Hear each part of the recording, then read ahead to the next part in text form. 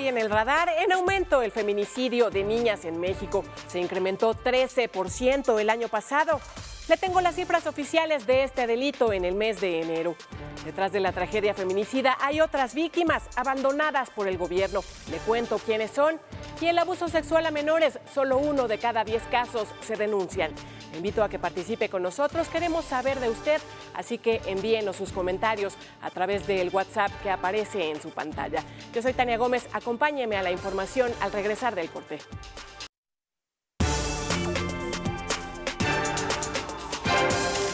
En el radar. Gracias que nos acompañe. Mire, de acuerdo con la Red por los Derechos de la Infancia en México, durante 2019 los casos de feminicidios en niñas y adolescentes han aumentado un 13% en comparación con las cifras de 2018.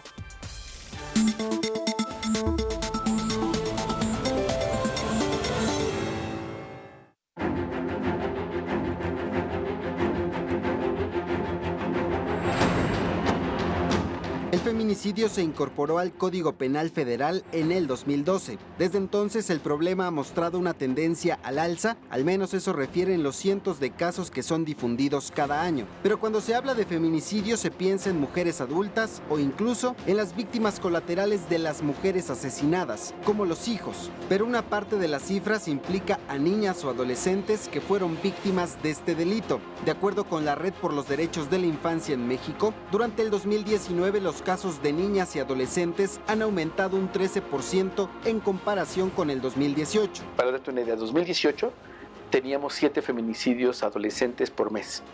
2019 subimos a 8 feminicidios por mes. Un incremento del 13%. El Secretariado Ejecutivo del Sistema Nacional de Seguridad Pública refiere que los feminicidios crecieron 137.5% en los últimos 5 años. En el último lustro suman ya 3.621 feminicidios. Durante el 2019 este delito representó un 0.5% de toda la incidencia delictiva del país, es decir, 1.006 presuntas víctimas durante el año pasado, un problema que no distingue edades. La ley no restringe la edad de la víctima si concurren estas circunstancias.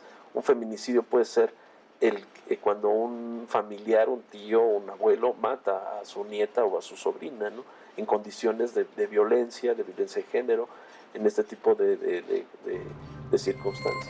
Las autoridades refieren que 3 estados de la República concentran el 35% de los casos de feminicidio en el país, que son Veracruz, Estado de México y la Ciudad de México. Esto no significa que otras entidades no tengan problemas graves, como Tlaxcala y Guanajuato, donde la violencia hacia niñas y jóvenes está directamente relacionada con organizaciones criminales. Esto de acuerdo con el Observatorio Nacional Ciudadano del Feminicidio.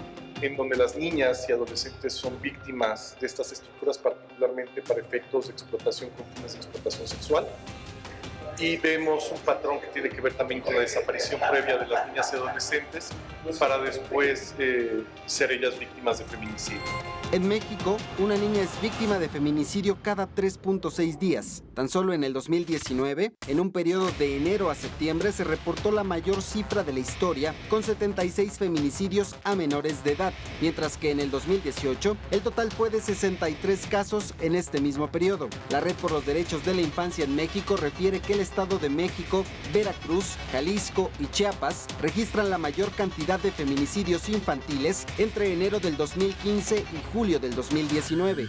Porque el Estado de entrada siempre se va a resistir a que haya números tan elevados de mujeres asesinadas en estas condiciones, porque obviamente eso les va a impactar en la imagen pública a los políticos.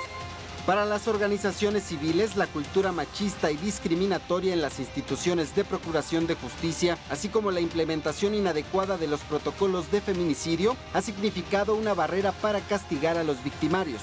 Siguen viendo el mecanismo como un mecanismo estigmatizante de los gobiernos en lugar de un mecanismo de oportunidad de transformación y de cambio de política pública.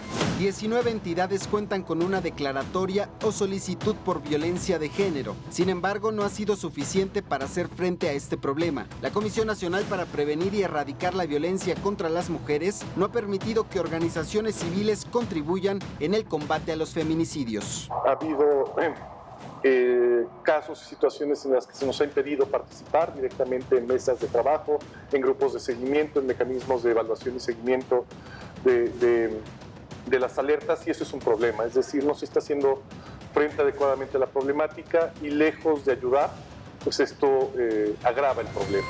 La ley en materia de desaparición forzada contempla ante cualquier denuncia de no localización que el Ministerio Público está obligado a iniciar la carpeta de investigación conforme a la ley y el protocolo homologado vigente en el país desde el 2015. Los padres de las víctimas de feminicidio se enfrentan a ministerios públicos que no cuentan con la preparación para investigar, ni mucho menos para tratar a las familias, a pesar de que la Suprema Corte de Justicia de la Nación determinó en el 2015 que las autoridades tienen la obligación de realizar las diligencias con base en una perspectiva de género. Y tienen esa potestad, los jueces pueden decidir ya al final si realmente se está ante un feminicidio o ante un homicidio calificado. Entonces eso obviamente es parte de un esquema, del propio esquema patriarcal. Actualmente hay más consignaciones por feminicidio, sin embargo, quienes tienen la última palabra son los jueces. En promedio, en todas las entidades, las penas van de los 40 a los 60 años de prisión, mientras que donde se han registrado las sanciones más bajas han sido en estados como Tamaulipas, el Estado de México y la Ciudad de México. La parte de la lucha social que hay, que está rodeando el fenómeno del feminicidio, pues ha propiciado que haya un poco más de atención en los casos y de que en cierta medida las instituciones se vean obligadas pues a investigar en esos contextos. Recientemente, el Congreso de la Unión aprobó modificaciones al Código Penal Federal para aumentar de 60 a 65 años de prisión las penas por este delito, además de imponer una multa de hasta 130,000 pesos. También se aumenta de 8 a 10 años la pena al funcionario público que retarde o entorpezca maliciosamente o por negligencia el delito de feminicidio. ¿Qué es lo que ocurre? Que el Ministerio Público, oficiales secretarios, la gente de barandilla, pues le dice a la gente que no puede, que esperen, que tienen mucho trabajo, que se van a tener que esperar mucho tiempo.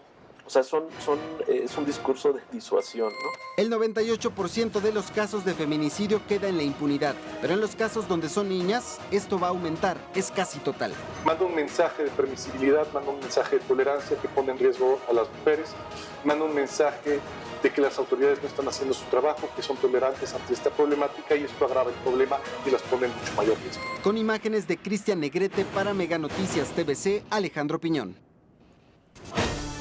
Hablemos ahora de abuso sexual de menores. En nuestro país, 8 de cada 10 de estos casos ocurren en lugares de protección como lo es el hogar, iglesias, escuelas y centros deportivos. Más del 60% de los casos involucran a una persona cercana, pero solo 1 de cada 10 se denuncian.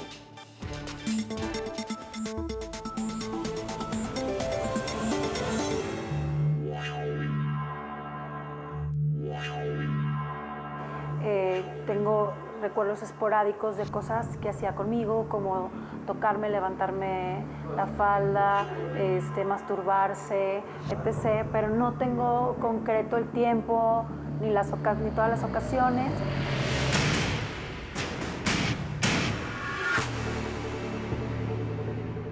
A sus 8 años, Analu sufrió abuso sexual por parte del sacerdote Fernando Martínez, perteneciente a los Legionarios de Cristo. Fueron eventos que sucedieron de manera paulatina, crescendo, por decirlo así, en donde comenzaba una relación que yo veía inofensiva y de amistad, y luego iban tomando fuerza estos eventos, y entonces él pues comenzaba a ejercer este tipo de violencia sexual, ¿no? Besos, caricias o contacto físico con el fin de gratificar la sexualidad del agresor forman parte de la violencia sexual que un adulto o adolescente ejerce contra un niño o una niña, donde siempre hay una jerarquía de poder. Me dijo que si yo lo ayudaba, que si me volvía su ayudanta para recoger las cosas de la iglesia, entonces, de la capilla, perdón. Entonces, para mí eso fue, o sea, te hacen sentir necesaria, útil, te hacen sentir bien, ¿no? En la confesión, él, pues, te sacaba información para para ver cuáles eran tus carencias o tus necesidades. En nuestro país, 8 de cada 10 abusos sexuales ocurren en lugares de protección como el hogar, iglesias, escuelas y centros deportivos. Más del 60% de los casos involucran a una persona cercana al interior de la familia. Generalmente los victimarios son hombres, mientras que entre el 3 y el 5% de los agresores son mujeres. Generalmente estamos hablando de que es papá, la figura paterna, el padre biológico, el padrastro, siempre tienen como el primer lugar en la situación de abuso sexual hacia los niños y las niñas. El hermano mayor, el tío, el abuelo y alguna persona que es muy cercana a la familia, ¿no? Como por ejemplo un maestro o un vecino. En México se estima que solamente 1 de cada 10 víctimas denuncia. Luego de un año de abusos, Analu le contó a sus padres sobre la violencia sexual del sacerdote Fernando Martínez, quien fue protegido por la organización pese al historial de abusos que cargaba en otros estados del país. Y le llama al director territorial de aquella época, que se llama Eloy Bedia, actualmente ejerce como sacerdote Eloy Bedia. Y Eloy Bedia le dice a mis papás que tienen que entender que Fernando Martínez es hombre y que por eso estaba satisfaciendo necesidades de hombre, ¿verdad? De acuerdo con el Secretariado del Sistema Nacional de Seguridad Pública, en noviembre del 2019 se alcanzó un récord en el país con 3.461 carpetas de investigación, mientras que en el 2018 hubo solamente 2.962. Sin embargo, esto aún no es suficiente para dimensionar el problema. Hay que poner una denuncia civil, porque además también mucha gente puede decir, es que si voy no pasa nada, pero si no vamos nunca va a pasar. Los datos refieren que el 86% de las denuncias se concentraron en el Estado de México, Puebla, Baja California, Nuevo León, Ciudad de México, Chihuahua, Oaxaca, Zacatecas, Campeche y Coahuila. La tasa de impunidad o la impunidad que tenemos en casos de niños y niñas víctimas de un hecho delictivo, por cada 100 carpetas de investigación, solo 3 alcanzan algún tipo de proceso o sentencia. Hay 97% de impunidad y de garantía que no pasa nada. Pero si son delitos de orden sexual, esto casi llega al 100%. El estudio Violencia en la primera infancia en niños y niñas refiere que el 54% de los encuestados no cree que un menor pueda ser víctima de un abuso sexual. No creen, yo creo que no es que los papás no te crean, yo creo que cualquier papá no quiere creer de entrada que eso está sucediendo. Cuando lo dicen, hay que creerles siempre. Los niños y las niñas no mienten en el tema de abuso sexual. Además, 6 de cada 10 madres y padres ignoran cómo identificar y enfrentar una situación de abuso sexual en menores. Aunque los síntomas no siempre son visibles, podría presentarse cambio de comportamiento repentino, trastornos del sueño y alimentación, terrores nocturnos o que los menores se hagan del baño en la cama, además de ansiedad o estrés postraumático. A veces la imagen que tenemos de la víctima de abuso es que va a estar triste en un rincón llorando, y no necesariamente. También puede ser que esté muy enojado. Que recién lo viví, me quería morir, y cada vez que pienso en ese señor, pienso en las veces que me dieron ganas de morirme, de no volver a despertar, de no volver a enfrentar una sociedad que me señalaba, que me decía que yo era sucia, que estaba infectada. Además del estigma social, las víctimas tienen que enfrentarse a la nula capacitación de las autoridades en la atención de estos casos, que no son tratados con perspectiva de género y de derechos humanos. Los especialistas refieren que el 90% de los casos de violencia sexual infantil son tocamientos u otras formas, mientras que solo el 10% violación. Muchas veces nos piden que los niños y las niñas tengan lesiones. Entonces, si ya les dije que lo más común es que no tengan lesiones, ¿cómo esperan que les digamos que hay lesiones para poder detener al agresor? A esta situación se suma que los códigos penales indican que el delito prescribe después de 5 a 10 años, tiempo insuficiente si se contempla que en la mayoría de los casos, un niño tarda hasta 20 años en poder hablar de la violación que sufrió. No, yo no tenía por qué tener el empoderamiento, si me explico, para defenderme de un adulto que aparte me engañó y me mintió y me manipuló para llevarme a hacer lo que él quería. Es muy común que la gente habla hasta muchos años después porque ya se pudo liberar de la vergüenza, hasta de sentimientos de culpa, que hay que decir que una víctima de abuso nunca es culpable. Por esta razón, organizaciones trabajan ya con el Senado de la República para impulsar un código penal único en materia de abuso sexual que logre definirlo y contemple con claridad las penas y sanciones legales, las cuales actualmente son entre 3 a 15 años de prisión. Cuenta mucho también la cercanía familiar o de confianza que se tenía, ¿no? Evidentemente alguien más cercano, pues estamos hablando de que debe ser una sanción más grave, pero también eso hace que la gente denuncie menos. Es importante mencionar que las emociones que enfrenta una víctima también las sufrirán las personas que están a su alrededor, por lo que el tratamiento debe ser integral tanto para niños y familiares. El Instituto Nacional de Pediatría atiende de manera gratuita estos casos a través de la Clínica de Atención Integral al Niño Maltratado. No puedo perdonar porque no estoy dispuesta a ser la víctima eterna de Fernando Martínez y porque una víctima no puede perdonar si no hay justicia, verdad ni reparación del daño.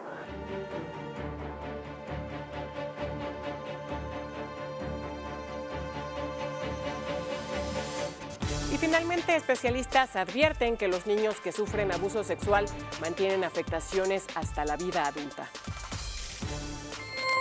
De acuerdo con psicólogos, las víctimas de abuso sexual pueden tardar hasta 20 años en poder hablar del abuso sufrido, mientras que especialistas que trabajan con detenidos por delitos sexuales mencionan que 1 de cada 5 niños agredidos se convierte en agresor al crecer y que 40% de estos agresores fueron violados en su infancia. El Instituto Nacional de Geografía y Estadística, INEGI, establece que de cada 100 denuncias, 10 llegan a juicio y que el total es registrado y solamente se condena 1, por lo que 99% de estos casos queda impune. A partir de estas cifras, algunos especialistas también consideran que las denuncias de los niños víctimas de abuso son verídicas en un 93% de las ocasiones y se reduce a un 30% si hay manipulación de alguno de los padres en caso de divorcio. Entonces se puede llegar a desestimar el proceso legal del menor al considerarse que mezclan hechos con fantasía. Esta situación es preocupante debido a que la problemática se presenta tanto en la infancia como en la adolescencia y en todo tipo de entornos. Por ejemplo, en la primera etapa de la vida, el agresor puede ser el padrastro en un 30% de los casos, los abuelos en otro 30%, tíos, primos y hermanos o cuidadores en un 40%. Por otro lado, en edad escolar los agresores pueden ser maestros en un 30% de los casos y sacerdotes en otro tanto, mientras que en la adolescencia 80% de estos casos suceden en fiestas, vía pública o también en la escuela. La Asociación para la Prevención de los Abusos Sexuales en la Infancia, ASPASI, asegura que las niñas y niños víctimas de abuso sexual infantil desarrollan baja autoestima, miedo, sentimiento de suciedad, vergüenza, culpabilidad, hipersexualización o temor al sexo, además de anorexia, depresión, psicosis, dificultad para relacionarse, dependencia, drogadicción, autolesiones o también tentativa de suicidio, aunque las víctimas crecen con miedo, desconfianza y sobre todo angustia. También se prevé luchar por el futuro para que no existan más abusos hacia los niños, por lo que se pondrá un mayor énfasis en la prevención desde diferentes vertientes y garantizar los derechos de las niñas, los niños y los adolescentes. Con imágenes de Jennifer Benítez informó para Mega Noticias Cecilia Rubalcaba. Y detrás de la tragedia de los feminicidios en México hay otra desgracia: el abandono a su suerte de los hijos de las mujeres asesinadas y de quienes el Estado tendría que responsabilizarse, pero que cree que no lo hacen. Esta es la primera entrega de Las Víctimas Invisibles.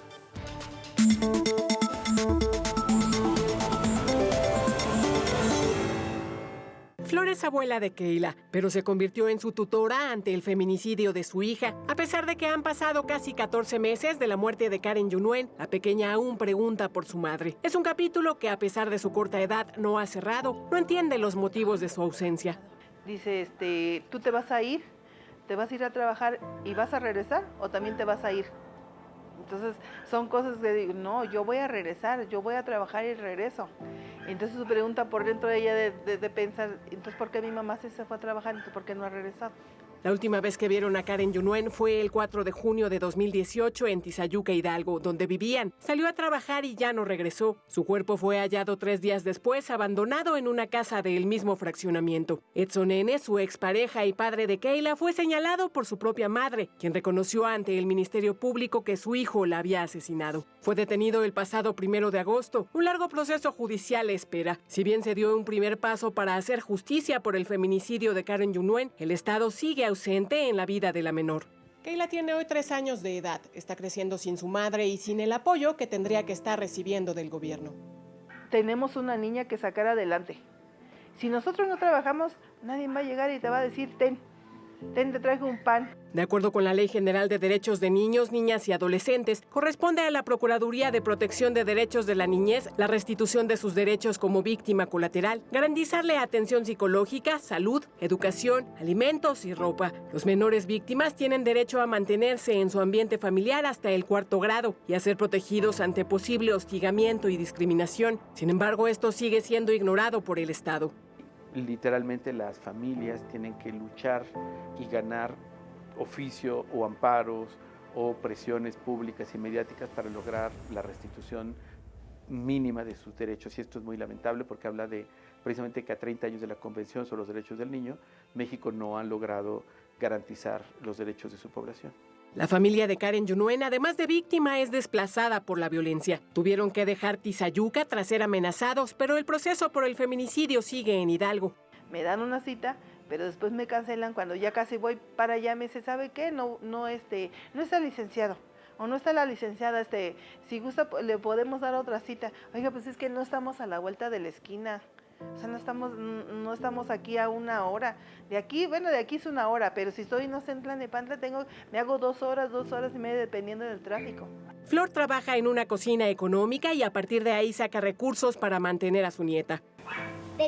Pirrito pequeño se la tienda. De acuerdo con datos oficiales del Secretariado Ejecutivo del Sistema Nacional de Seguridad Pública, las víctimas por feminicidio pasaron de 422 en 2015 a 872 en 2018 y a 1,006 en 2019. De esos casos, se desconoce cuántas mujeres eran madres. No están en los programas de reparatorios. Nosotros hemos tenido casos donde el Poder Judicial ni siquiera había considerado en la reparación a los niños y niñas. Y es que si para el Estado muchos de los feminicidios son ignorados al ser etiquetados como otros delitos, mucho más lo son quienes han quedado en la orfandad. Se agrega aquí todo el conflicto machista que hay para etiquetar el feminicidio. El problema del registro es mayor, o sea, porque las carpetas de investigación son las que tendrían que expresamente preguntar si la mujer víctima de feminicidio tenía hijos o no. Y el Ministerio Público tendría que, derivar esto a la Procuraduría de Protección para que desde ahí se restituyan derechos. Esto no está sucediendo claramente. Flor exige que su nieta sea atendida por el Estado como corresponde. Yo más por la niña, porque uno no es eterno. Didier Arceo, camarógrafo, Tania Gómez, reportera, Mega Noticias TVC. Oiga, y los menores de edad son muchas veces víctimas secundarias del crimen organizado, como sucedió el lunes pasado en Hermosillo, Sonora.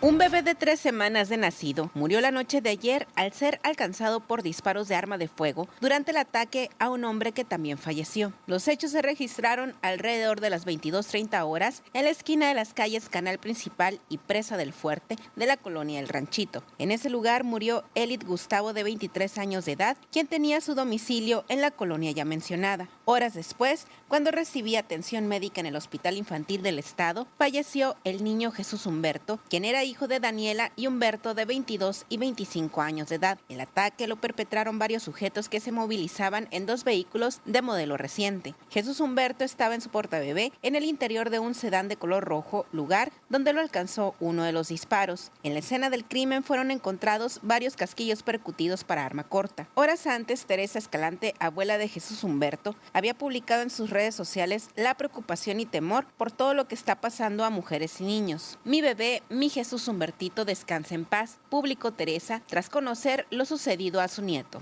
Guadalupe Tellaeche, Mega Noticias. Estamos en la parte final de En el Radar. Joely, cuéntanos qué vas a tener en Ángulos.